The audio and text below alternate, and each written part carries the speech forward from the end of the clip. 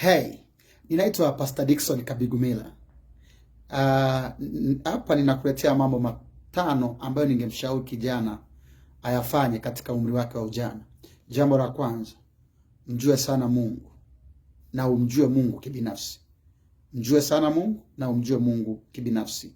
Kitabu cha Ayubu 22 mstari wa 21, maandiko yanasema mjue sana Mungu ili uwe na amani, ndivyo mema yatakavyokujia. Lakini kitabu cha Mhubiri 12 mstari wa kwanza, maandiko yanasema mkumbuke Muumba wako siku za ujana wako, kabla hazijaja siku zilizo mbaya, utakaposema sina amani wala sina furaha katika maisha haya. Kwa hiyo tumia ujana kumjua Mungu kibinafsi. Maandiko yanasema nimewaandikia ninyi vijana kwa kuwa mnazo nguvu na neno la Mungu limejaa ndani yenu. Kwa hiyo huu muda wa ujana ndio muda wa kumjua Mungu vizuri. Sio muda wa kuishi kwa maombi ya mama yako. Sio muda wa kuishi kwa maombi ya baba yako. Sio muda wa kuishi kwa maombi ya kaka zako na dada zako. Sio muda wa kuishi kwa maombi ya mchungaji. Sio muda wa kuishi kwa mafuta ya upako, stika, au sabuni ya upako wala chumvi.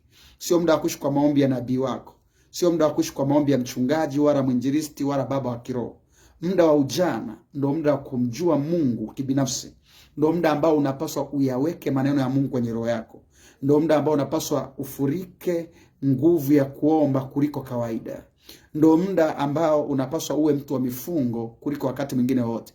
Kwa nini ujana? Ujanani ndio muda ambako shetani anakutafuta kwa bidii ili akuingize kwenye kitu ambacho kitakuharibia maisha yako yote. Mfano, ujanani ndio muda shetani anatafuta akufanye kuwa mzinzi ili upate watoto wa nje. Ujanani ndio muda ambao shetani anataka akurecruit kwenye maagano mengi ya ngono na uzinifu. Ujanani ndio muda ambao shetani anatafuta namna ya kukufanya uwe mama au baba kabla ya ndoa, uwe na watoto wa nje. Ujanani ndio muda ambao shetani anataka aharibu focus ya destiny yako. Ujanani. Kwa hiyo ili unusurike, uweze kuwa mtu wa maana, uweze kuleta utofauti, jambo la muhimu kama kijana, hakikisha unamjua Mungu kibinafsi.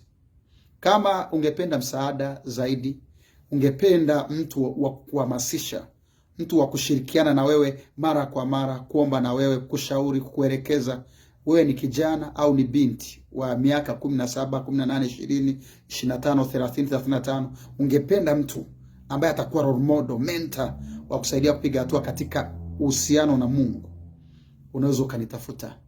Unaweza kaniandikia message kwenye comment hapa chini na nitakusaidia. Kwa sababu TikTok hawaruhusu kuweka namba, basi unaweza kaichukua namba kwenye profile yangu.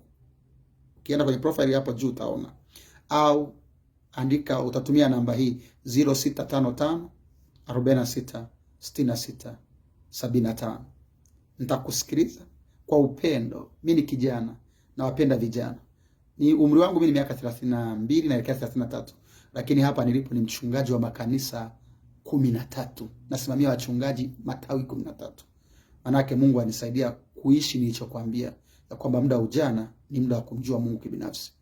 Niliokoka nikiwa na miaka 13 na nimekuwa na Yesu vizuri. Unaelekea mwaka wa 20 wa wokovu. Kama nimeweza, unaweza. Wewe ni hazina, usikubali shetani akuvurugie maisha. Crabbing, ngono, madhambi mengi na uchafu mwingi ambao shetani anakuinda nao, urevi, company zisizokuwa na kichwa wala miguu, yote haya ni mtego. Shetani anataka akufanye uishie njiani. You can become my friend. Naomba tuonane, tufahamiane. Mungu hajaruhusu uifikie hii video TikTok au WhatsApp au Instagram hivi. Ni kwa sababu Mungu anataka connect na mtu wa muhimu atakaye kusaidia kuwa bora. Wewe ni mbarikiwa. Ni rafiki yangu kuanzia leo. Karibu.